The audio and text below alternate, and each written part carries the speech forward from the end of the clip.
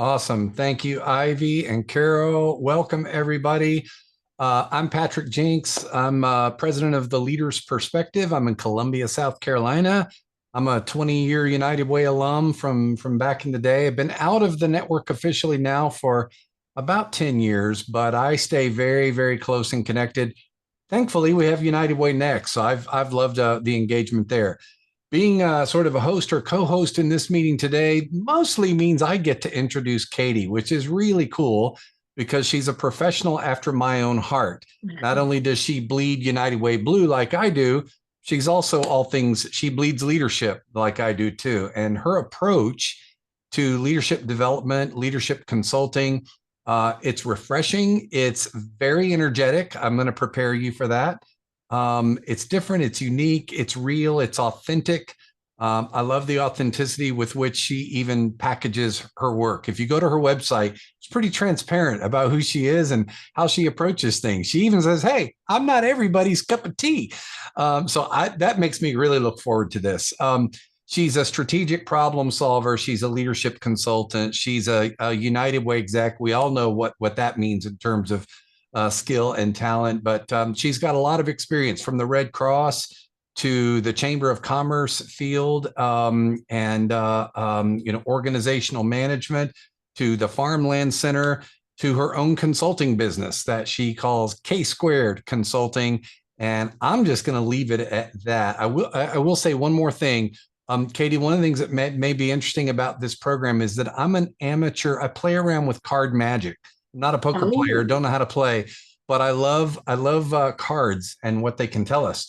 So I'm really excited. Let's get ready to be engaged. From what I understand, this is not just a seminar where we listen.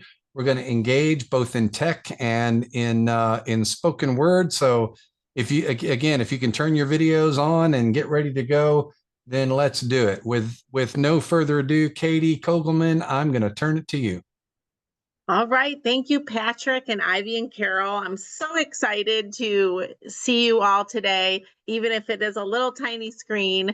I'm going to give you a little warning. I've never done this particular session via Zoom, so we're going to learn together. But very quick, before we start, I want you to write down one word that was your first impression of me. What was that first impression? I know you had one, and write it down. You're not going to hurt my feelings. I'm Gen Xer. You literally can't hurt my feelings. That's fine. But write it down because we're going to talk about that a little bit. And today, you want us to put it in the chat? Not yet. Okay. Not yet. You are going to share it. And everything you share today is anonymous. So you can be honest, and no one, your boss isn't going to hear what you say. I don't know who you are. So it's perfect. But today we're going to talk, and I actually changed the title of this session after submitting it to Carol because I thought this was better. The good, the bad, the bluff, leading with a full house of personalities. You are the full house of personalities. We often think about, all these other personalities that we work with, but you yourself, you're a full house of personalities. And sometimes we feel like we're playing with a pair of deuces, which a lot of people think, you get dealt twos, that's really bad. We're going to talk about it's not bad.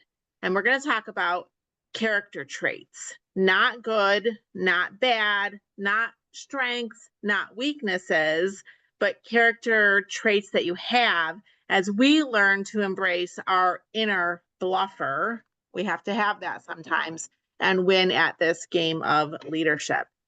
Like Patrick said, much of my presentation is interactive. Trying to advance my screen. There we go. So join in the interactive element. There's 3 ways you can join. You can send a text, you can scan the QR code, or you can join via web. And I know Ivy sent this out, so maybe you're already in. Once you text, you don't have to go to that link if you don't want to. It's just right there in your phone. And anyone who doesn't want to play with the interactive, that's fine, but you won't have as much fun. You're going to have more fun. You're going to be able to laugh at yourself and laugh at others if you do participate in the interactive. If by some reason you're having just technical difficulties, you can't get it to work, you can chat your answers in, and Ivy is going to make sure that they're included in the poll. So is everybody in and ready? If you're not, let us know.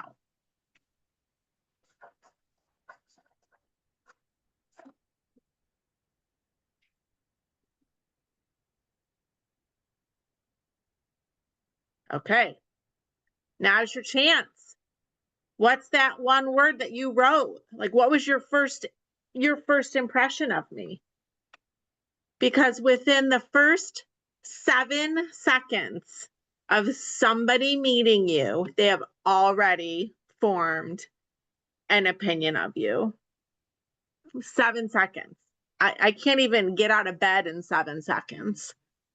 Yet, it's all it takes. Midwestern, woohoo! All right. I don't know who wrote that, but I love it. I'm really proud of my Midwestern heritage. Cute energy. Okay, there's got to be one cynic in this group. Brave, energy, unique. Is that, yeah, I know, weird. I love it. Funky, perky, glasses, Amazon. Yeah, but within the first 7 seconds of meeting someone, you've already formed an opinion. And that means other people are forming their opinion of you in 7 seconds as well. So when you only have 7 seconds to make a first impression or a good impression, you better bring your best hand, right? You want to make sure that you have your best cards forward. I mean, I agree with everything that was written here. Even if you had written something maybe that others would think as bad, I'm going to agree with it because at this stage of my life, I actually know myself pretty well. So basic rules to poker. And I don't know how many of you play poker. I actually love poker. Growing up in a Midwestern town, we didn't have a TV growing up, believe it or not. So we played a lot of games, a lot of card games, and my dad taught us how to play poker. So the basic concept of poker is you got to play your best 5 cards to create that winning hand. The pair, like a pair of deuces, is a low winning hand, but it's still a winner. And the odds of being dealt a pair is 6% of the time. A royal flush, which is the best hand you could ever be dealt, you could ever win with, is the odds of being dealt a royal flush are 0.000154. So what that also tells me about us as humans is the odds of us being dealt a royal flush and performing at that royal flush level is probably the same odds, right? And in poker, you have choices, just like you have in leadership. It's a lot of choices, strategy, and a little bit of luck, right? A fold means you're going to walk away from the game, you're going to give up, you're going to sit this hand out. And if you think of Kenny Rogers' old song, you'll understand all of these. You can take your chances where you're going to push your luck. You're going to play a little bit longer, see what other cards come out, and then fold if the competition gets too hot, too dicey. You can bluff, which means you're going to pretend like you have a great hand and try to convince the other players that you do have a great hand by either betting high on your bad hand and scaring the others into folding.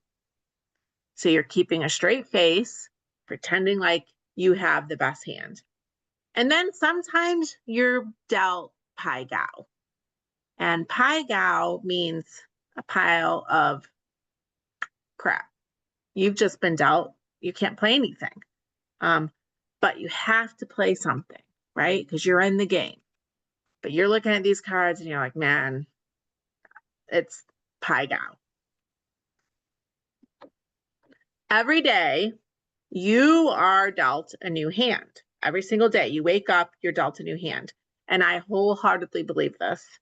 Even when you're in a season of depression, anxiety, despair, every day a new hand. It may not feel like it.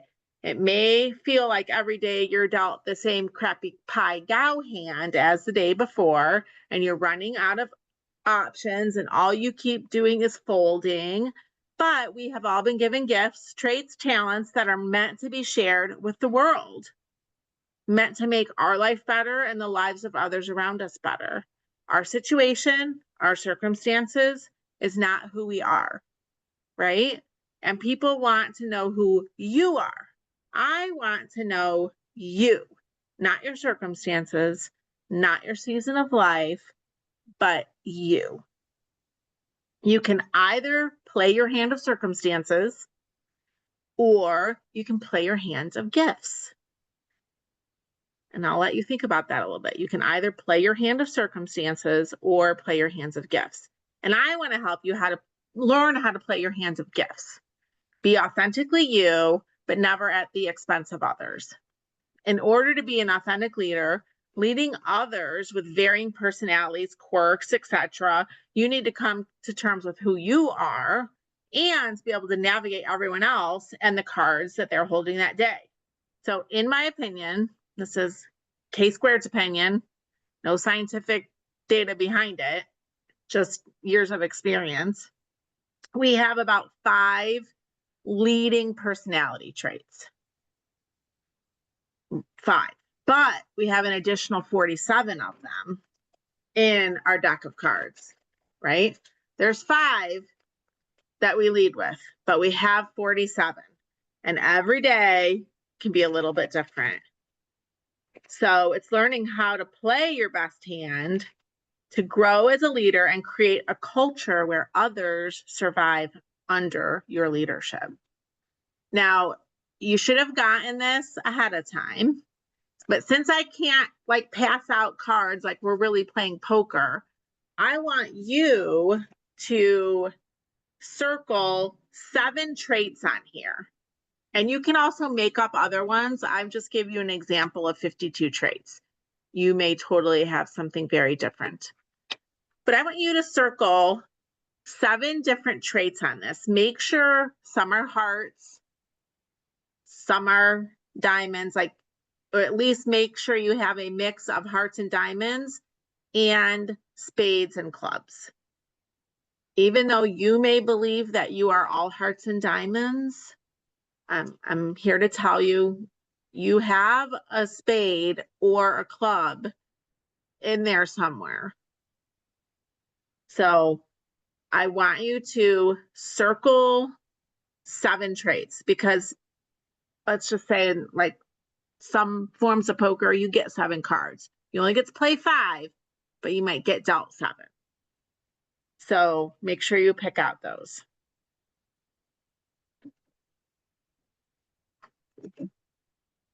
For some reason, my advancing is being weird, but it's working. So in this leadership poker, we have the hearts and the diamonds, the traits that are often perceived as positive traits, but they can also be perceived as weakness. And I don't mean like a weakness, I mean weak. Like if someone's a nice person, people assume that they're a weak person, right? But the hearts and diamonds does not always good. And the spades and clubs are not always bad. The spades and clubs are often perceived as negative or strong traits. And if you have a strong personality, you're going to tend to have more clubs and spades. And I don't want to call them good and bad, because they can go either way in any given situation. For example, maybe one of your hearts is joy. Is there an occasion when it's inappropriate to be joyful? Feel free to throw that in the chat. Can you imagine an occasion when it's inappropriate to be joyful? Now, some of you might say, absolutely not. Every occasion deserves joy. A funeral, absolutely. When someone else is dealing with a loss, at the death of someone. Yeah. Or how you find out that your best friend is getting divorced. Yeah. When someone just has a bad day and you're kind of, hey, I am joyful, joyful Kate, nothing bothers me. So there are times when it's inappropriate to be joyful. And the same goes for all of the personality traits. There are times when playing certain traits are inappropriate or is inappropriate.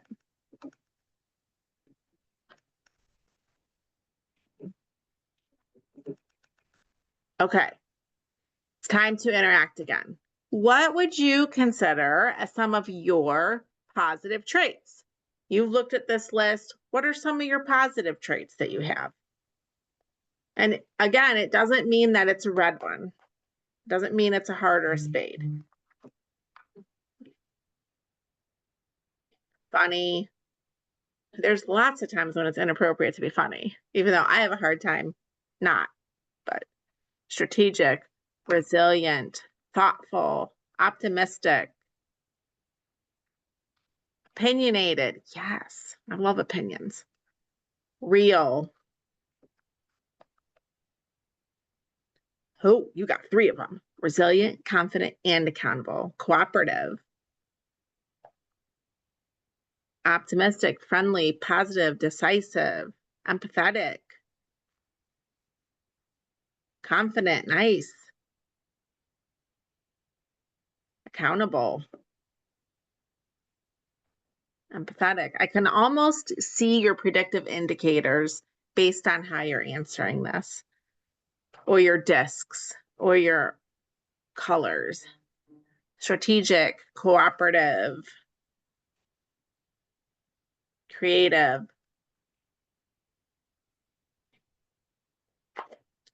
Love it, love it, love it.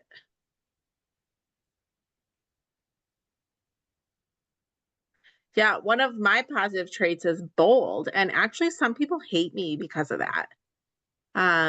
Risky, that's another one of my positive traits. I'm willing to take the risk. I'm willing to say the things that other people won't say. And some people don't like that about me. But other people call on me when they know there's something that has to be said or the question has to be raised, and they know that I'll do it. Silly, very good. So how you play your hand decides if you're a leadership king or queen or just a joker. I like to put my own quotes in my own presentation. What about that personality trait?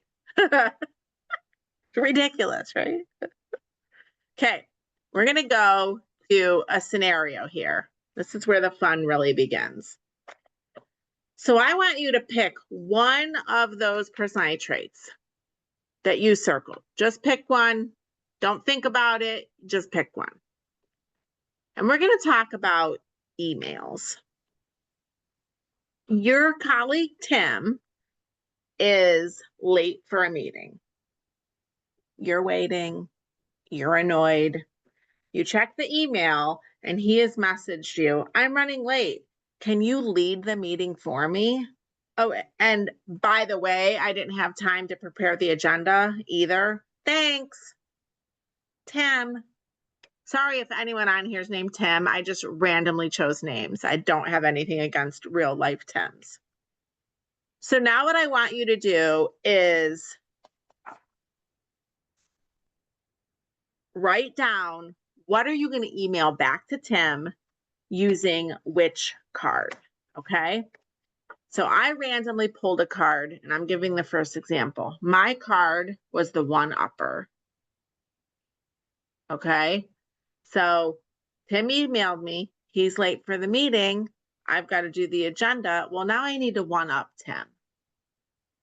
Okay, Tim, thanks a lot. Last night, my cat got run over by a car and my computer's not working. So how do you expect me to get all of this done since you're late? That's my response to Tim. I want you guys, there's my Midwestern, all of you, to write your response. How do you respond to Tim? And then what personality trait is that? And I'm going to randomly call on people. If you don't want to play, that's okay. But hopefully you do. Confident. Ooh, no problem, Tim. I can handle it. See you when you get here. Yes. Hi, Tim. I'd be happy to help you out, but since I have no idea what you have planned for the meeting, I can't. I will let them know you're running late. What was that personality trait? Okay, I'll do my best. Be safe, thoughtful. Sure, we'll muddle through. Hope all is well. What would be your ideal outcome of the meeting? No problem. You know, I generally have an agenda ready anyway. Positive. That's a little passive aggressive. Hi, Tim. Sorry you are running late. Let's reschedule. It was authentic. Oh, good. Okay. Thanks for letting me know, Tim. I can handle this right now and look forward to seeing you when you arrive. I have a draft agenda in mind, so I will run with that. Critical. How can I leave your meeting with no agenda? What was the meeting supposed to be on? I want to be prepared. Perfectionist. Okay, who was the perfectionist? I want to talk to you for a minute.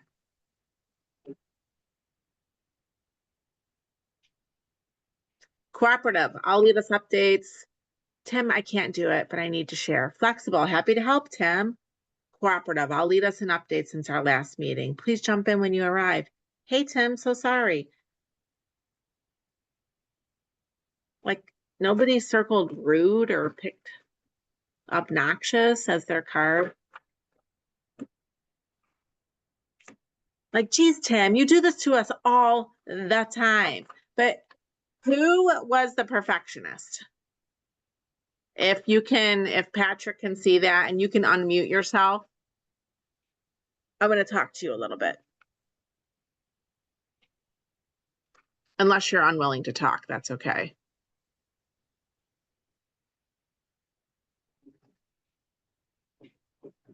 I don't see anything in the chat. They may want to remain unidentified for That's whatever fine. reason. Does anyone who was cooperative, would anyone that was cooperative like to talk about being cooperative in these situations?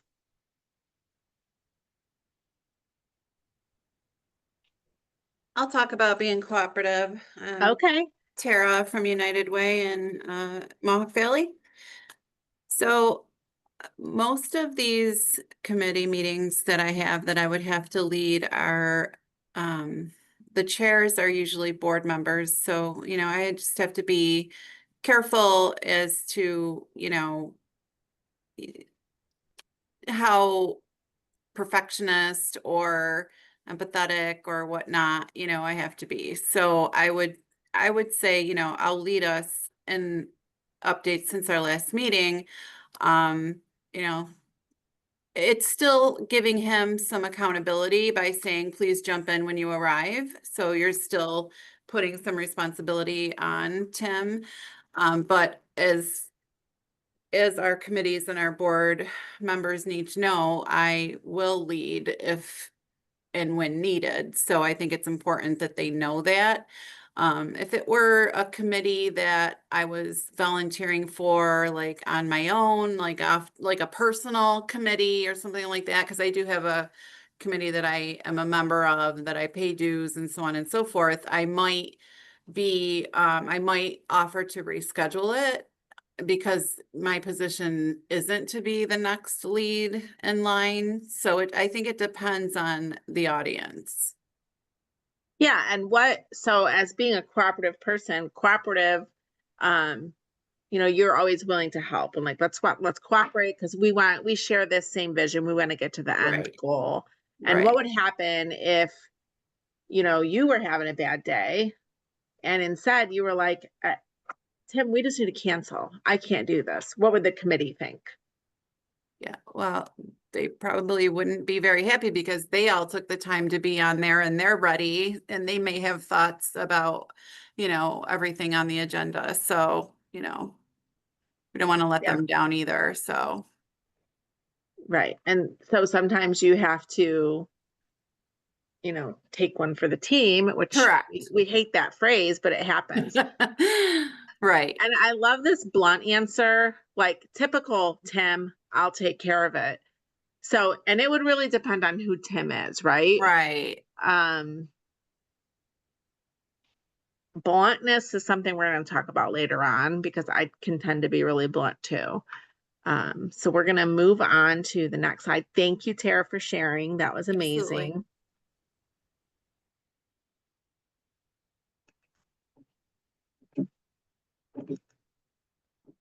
I don't know, Ivy, I'm having an issue. Wait, oh wait, I'm gonna do it this way. There we go. Okay.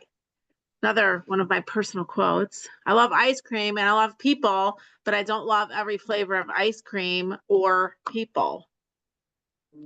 Newsflash, you don't have to like the people that you work with or that you supervise. It's not a requirement of leadership. It is an end goal. It makes life a lot easier if you can like or love the people that you work with, but it doesn't always happen. And I do relate it to ice cream because when you go to the ice cream store, you probably look at the kind that you hate. Me personally, I cannot stand Superman ice cream. And I don't know if they have that all over the country, but basically it's this red, yellow, blue ice cream, and it is not appealing to me at all. But what I don't do at the ice cream shop is say, ew, I'm not getting Superman ice cream. That is disgusting.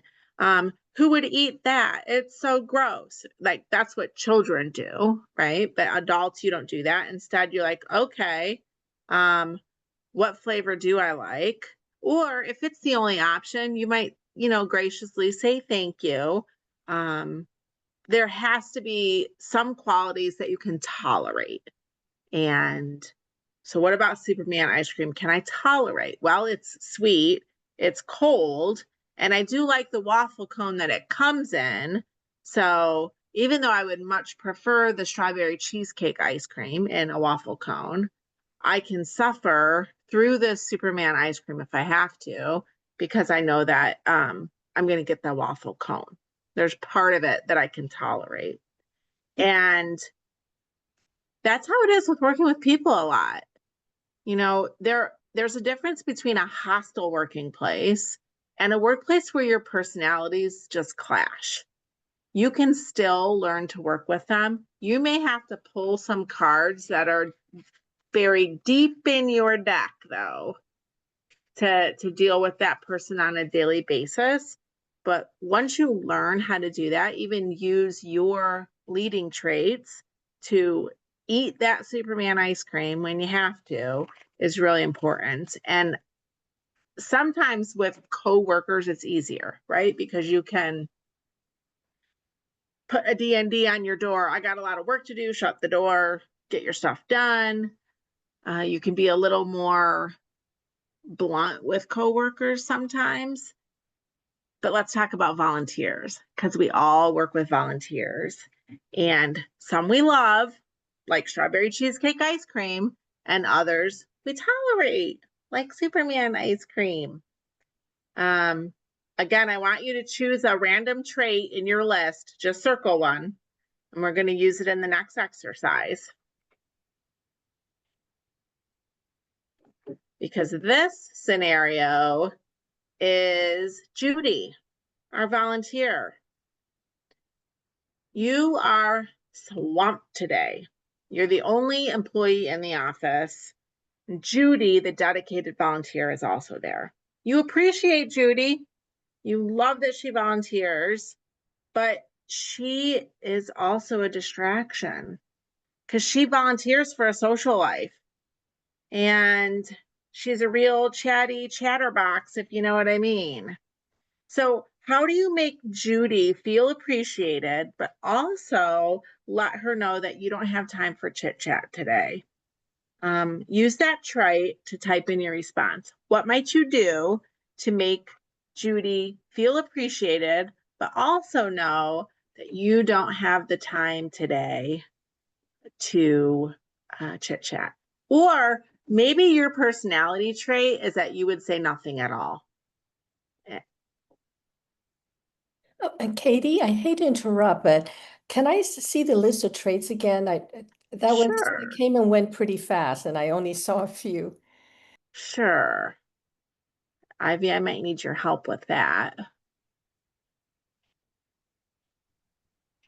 I know you can share files. I have sent everyone in their email that I sent yesterday. I'll also try to drop it into OneDrive quickly so that I can give you guys all a link. Just give me one moment.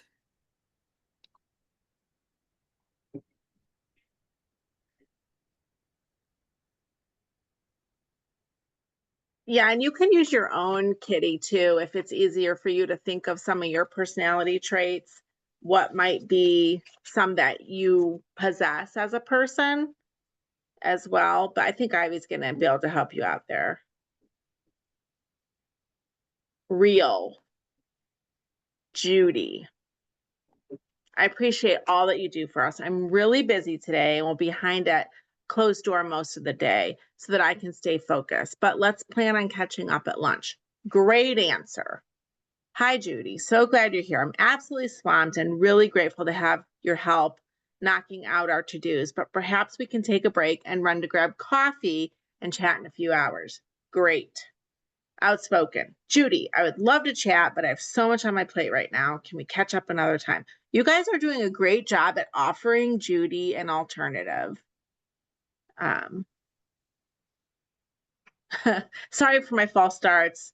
I think you got the drift. I'm indecisive, so I do nothing. Honest. Judy, thank you so much for coming in today. That really helps you a lot. Do you mind if we chat later? You're the best. I'm always grateful for your help. Sadly, I'm swamped. I mean, these are great answers. I feel like this happens to me almost on a weekly basis. We have two volunteers that come in every Wednesday, and Wednesday is a busy meeting day for me. I'm running between two counties, in and out. And the other thing that I do is I always just greet them, right? And a lot of times they're like, "Oh, you're such a busy lady." And I'm like, "I know. I can't wait till I can just sit down and chat with you." And I always offer to give them food, music, or a new podcast. So, especially if they're by themselves too. Are any of you a direct person? Is direct one of your personality traits?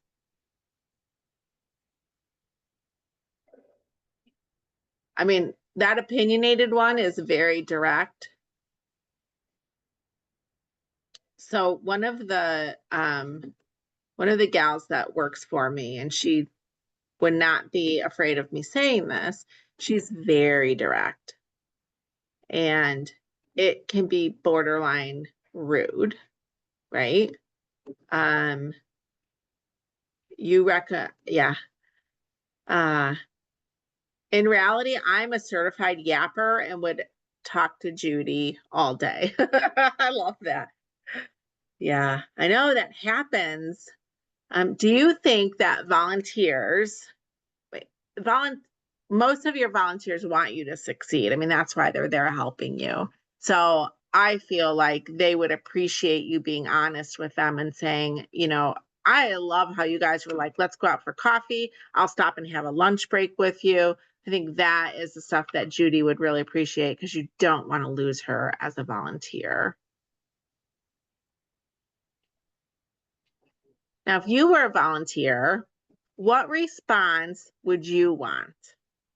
Let's flip the script a little bit. So you're the volunteer and you're coming in because you're just so excited to see everybody and you love to get the work done and hear how everybody's doing. So what response would you as the volunteer appreciate? Would be similar to what you gave? Like, how do you take communication best? I think that's important too, to understand. So certified chatter. If someone told you, I don't have time to chat today, would you take that personally?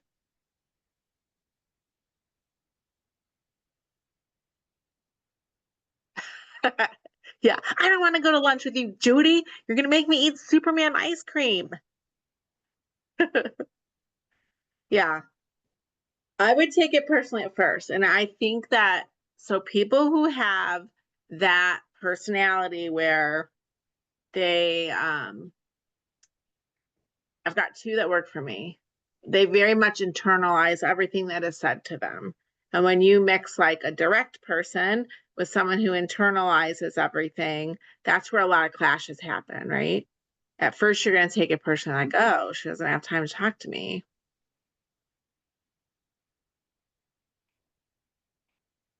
Yeah. So if the no chatting comment was framed inside some appreciation. Oh, you guys are great.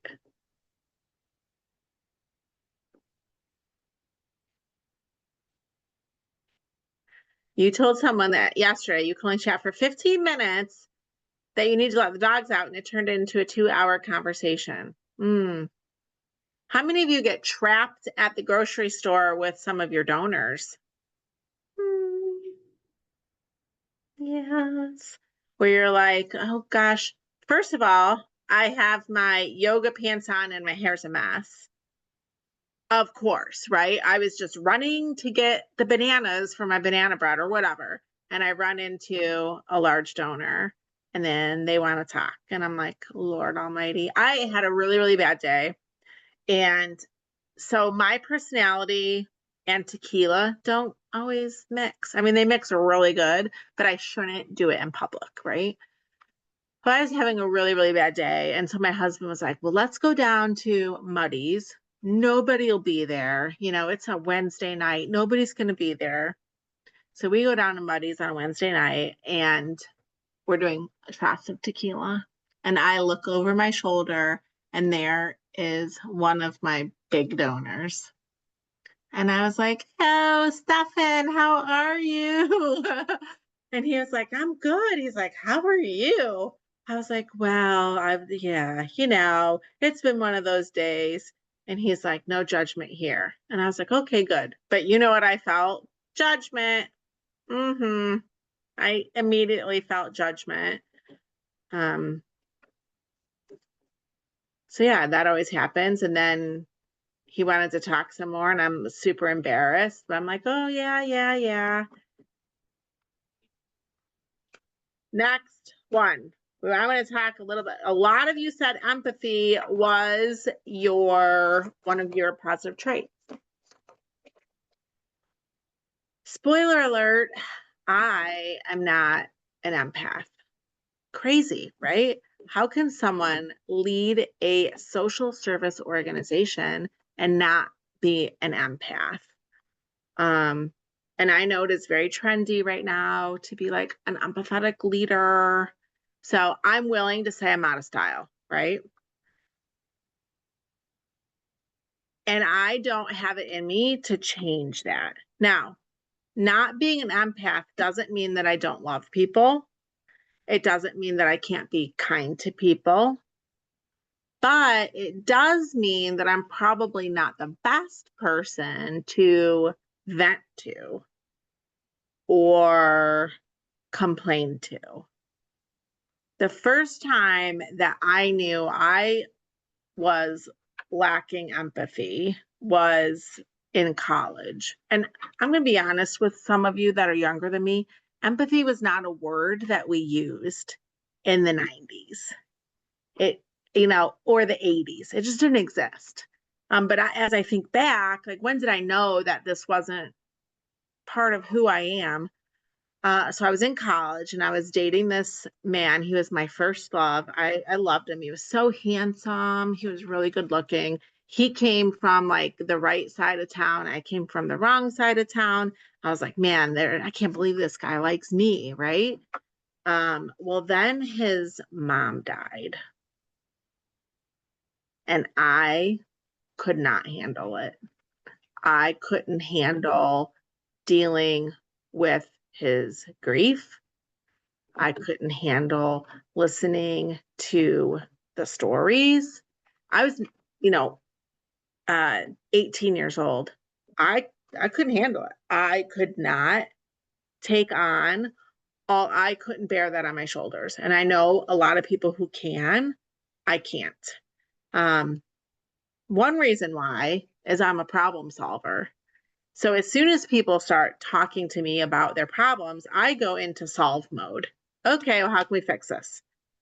Let's do this. Let's do this. Let's try this. Let's try this. But most people just need someone who's empathetic. Like, yeah, be here for me. I'm not good at that. So what that means is I have to make sure that I have people on my team who are empaths, who can take that on, because I can't. And I have to be able to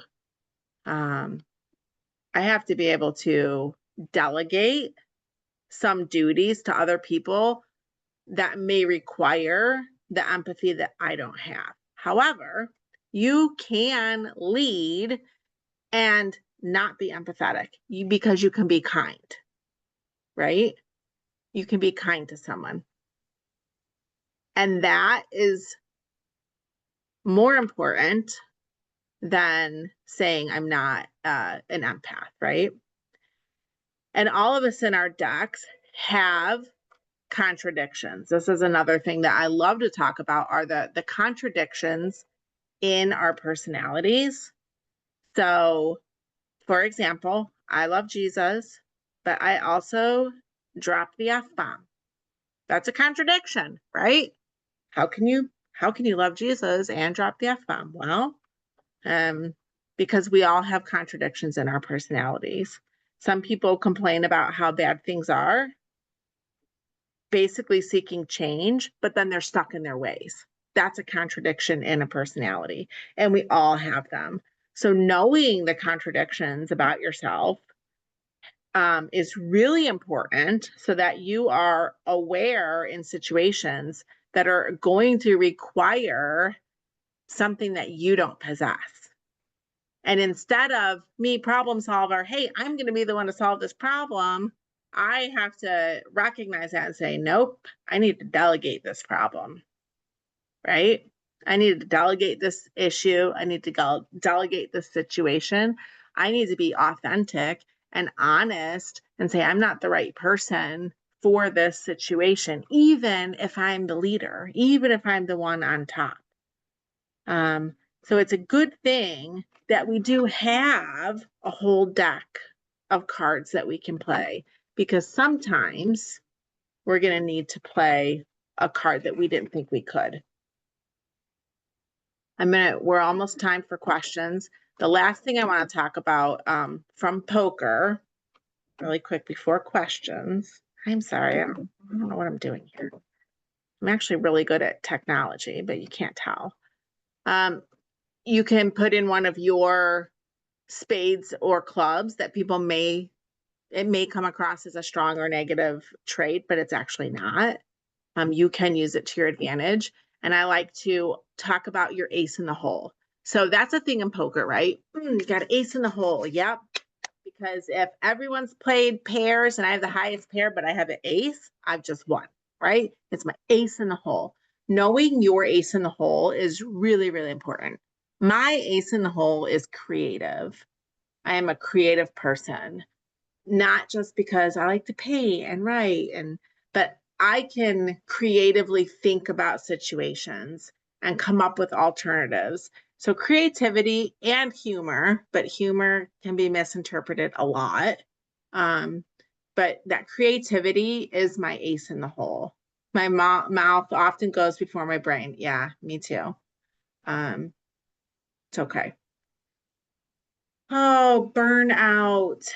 I'm so sorry for whoever experiences burnout. That's why every day is a new day. Yes, I'm a contradiction too. And I love that you said it is okay. It is okay. And we have to be okay with it for other people. You know, I come from the Bible Belt, right? I don't go to church because one time I went to this church and this lady did this. Okay. It's kind of like donors that say, I'm never going to give to United Way because one time at United Way, this, guy did this.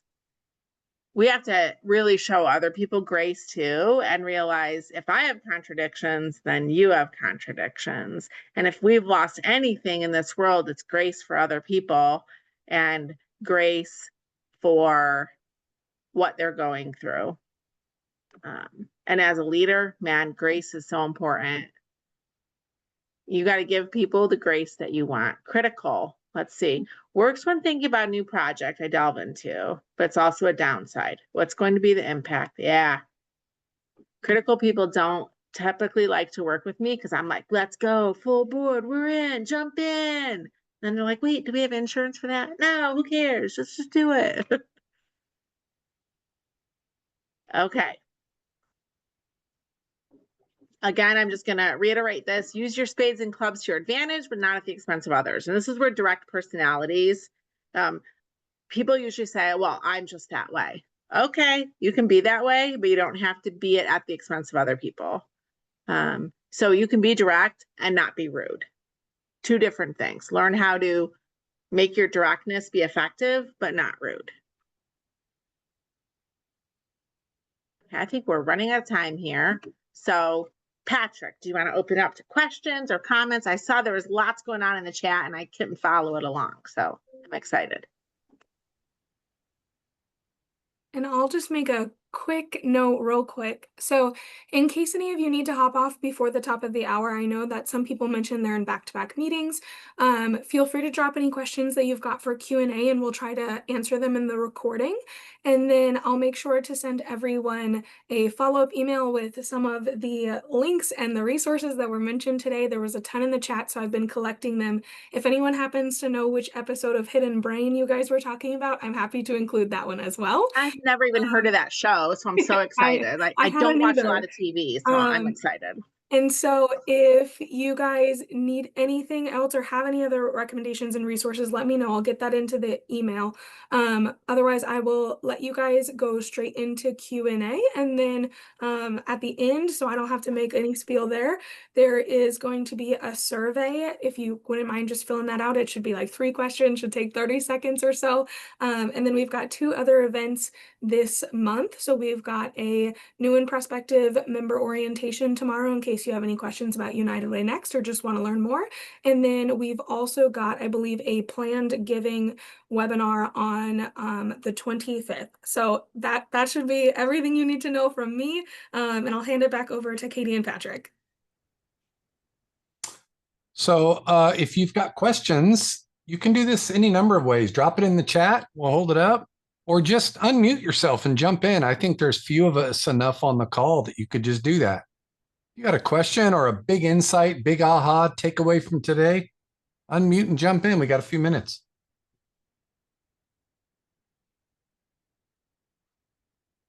Hey, Katie, thank you for doing this today. I really appreciate it. I guess it's a comment, but also sort of get your feedback on this. I really liked what you talked about, understanding the contradictions in ourselves. I mean, I think that's really, obviously being self-aware is an important thing. So I think that's a great thing. But as leaders, and you notice it in people, either you're working with or they're your volunteers, how do you make them understand their contradictions, or have you experienced that, or how do you handle that? Because I do think the self-awareness piece is a critical thing, but as a leader, you also need to kind of call it out too, to some extent. So, I mean, I don't know how you the one way that I always approach maybe an awkward or uncomfortable conversation is a one-on-one, and I create space for those. And I do it with my board as well. So there is always time on my calendar. Every single employee I have a one-on-one with. If it's a volunteer that reports direct to me, I have a scheduled one-on-one to create space for those type of conversations. And then, so creating space is, first of all, most important, because you don't want to call them out in front of everyone else or, in an event. And I create that space for my board. Every single board meeting and every single executive committee, we have executive session. So they have space to have conversations as well. And then secondly, I usually use myself as the great example. Like, look, I love Jesus, but I also drop the F-bomb a lot. And I had to have this conversation with one employee who doesn't work here anymore. But I said, you tell me that you want this position and you want to be successful, yet when I see you, you're not actually doing the work that it takes to be successful. So what's getting in the way? So I pointed out the contradiction, but also kind of put it back on him. So how are you going to solve that? Are you the new one? You're new to United Way, Paul? No, I'm not. Oh, someone had said they were like new. That's definitely not Paul. Okay. Laura says, Paul, have them take a leadership class. So the, and I would chime in and agree with that.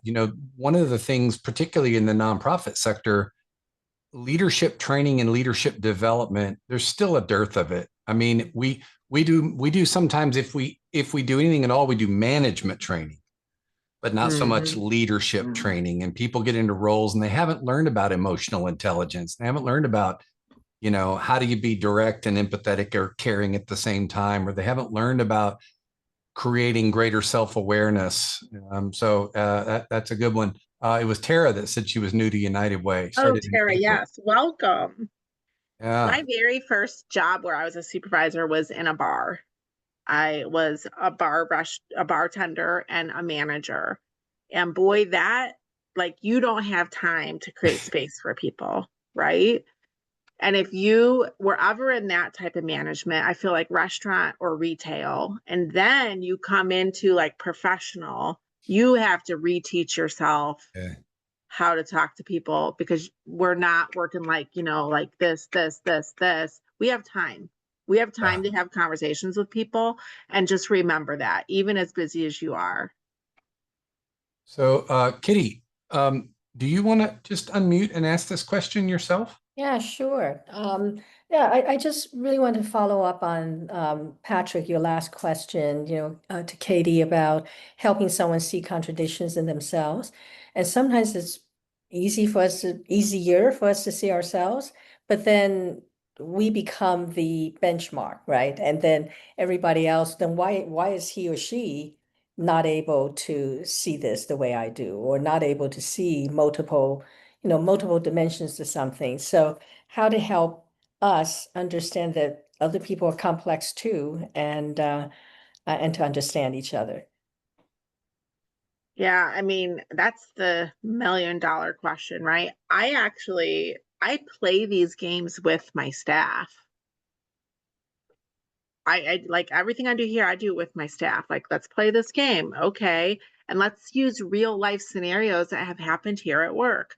We don't do it in the heat of the moment, but I'll take like one staff meeting a month and say, okay, guys, we're going to do this thing. And there's one lady that works here and she hates it when people park in her parking spot. We don't have assigned parking spots, but that's her parking spot, right? So we played this game and I said, okay, everybody, you parked in Lisa's parking spot and she's going to tell you, and I want you to respond to her, because it is all down to communication, right?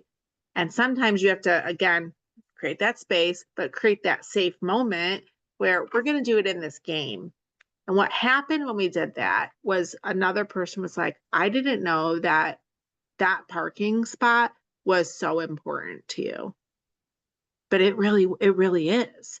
And it's not a big deal for me to park in the next one. So again, I'm all about creating that space. And we are in an industry where we can do that. We are blessed that we can do that. Patrick, do you have any other follow-up? To that, or? Yeah, to Kitty's question. No, I think that's pretty good. I think she's right about, there is a line between knowing about ourselves and knowing about others. Sometimes it is easier to see it in ourselves than others, and sometimes it's not. I've found both to be true.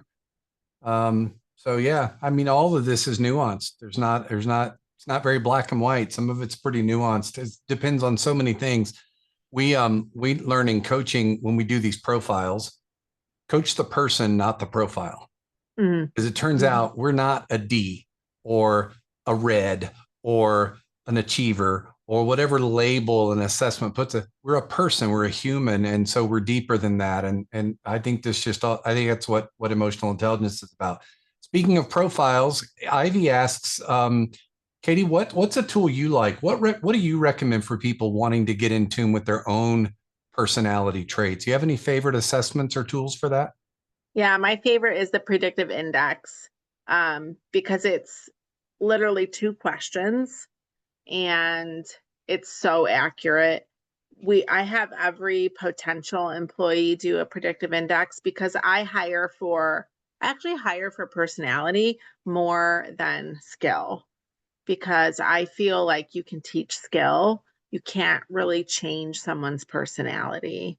And so I use it as almost one of the first tools before digging into your skill level. It's the predictive index. I'm a maverick. Imagine that. And yeah, but Patrick is right. You don't teach, you don't coach that style, because a maverick, I've also been called like a thoroughbred. Well, what do thoroughbreds need? They need whipped into shape, right? So, but predictive index would be my favorite. Appreciate it. Any more burning questions in the last 30 seconds? Yeah, sorry if it goes over 30 seconds. Katie, this was great. And one of the things it reminds me of is a training that I've had the opportunity to participate in on leadership through influence, right? And there's a lot of parallels with kind of what card you can play depending on the personality in front of you. Is there any kind of tips and tricks that you coach alongside of identifying the personality trait that's showing up across the way to where you're picking the right card from a center of influence that's going to respond best to that trait that you're seeing presented in front of you? The one tool, and I had to learn how to do this, is to listen. Shut up, Katie, and listen. Because if you listen and you let people talk a little bit, they're gonna expose themselves to you. And one book that I would recommend is by Chris Voss. It's Negotiating as If Your Life Depends on It. He was an FBI negotiator, and he translates those tools into leadership. That book helped me realize I need to shut up. Like, shut up and listen. Because if I do that, people tell me their personality traits. And then I can more easily say, okay, you're gonna have to pull somewhere deep in and use your careful card, which is not one I normally play. Oh, he spoke at a conference, and he's on a couple podcasts too, that Chris Voss, his Black Swan Agency or something like that is the name of his company. But yeah, shut up. That's a great way to end today's session. Shut up, Katie. Because I'm going to just say this. I'm not sure who it was in the chat said they saw me smiling the whole time through this whole session. If it was Tara, maybe, that said that, but somebody commented on that. I've been smiling so much, and I'm just so thrilled to have you, Katie, speak to our audience today and see so many people engage in this chat and just through this session. So I want to just extend a great appreciation to Katie Koglman for being our guest speaker, and to Patrick for helping be our guest host representing the Engage and Exchange work group through United Way Next, and to Ivy Cirillo for all of her tech talents behind the scene and all the other wonderful things that she does to hold this all together. We would love to invite you back to another session. We have a personal discovery session coming up this fall, and I'm not going to know the date off the top of my head, but be sure to check out the United Way Next events page on our website. We advertise everything in the Global Digest that's appropriate for the United Way network. And if you're a United Way alumni or retiree, you'll be getting those emails from us as well. If you haven't heard about United Way Next and this is kind of your first opportunity, we'd love to chat a little bit more. And in the follow-up email you get from Ivy, there'll be some ways for us to connect further. So thank you to each and every one of you. And I'm just going to share this. When Katie said, shut up, it reminded me once when I was in the car driving and I was in the midst of a life crisis and my head was talking to me nonstop. And the radio came on, I mean, the radio was on. This is like 1999, let's say. And the radio was still on in my car. And the radio came on and the song started with the words, "Shut up and drive." And the words of that song, there was no way to Google it. Internet probably didn't exist back then. If it did, I didn't have a computer, but I found out what that song was and I went and bought the cassette or CD and listened to that song. And it really was a song that taught me a lot in that moment about get out of your own way, quit talking in your own head, and just focus forward on what's next. And it was really about helping myself in that moment, but it makes me think about helping others. So thanks, Katie, and thanks, Patrick and Ivy, and all of you for being here today.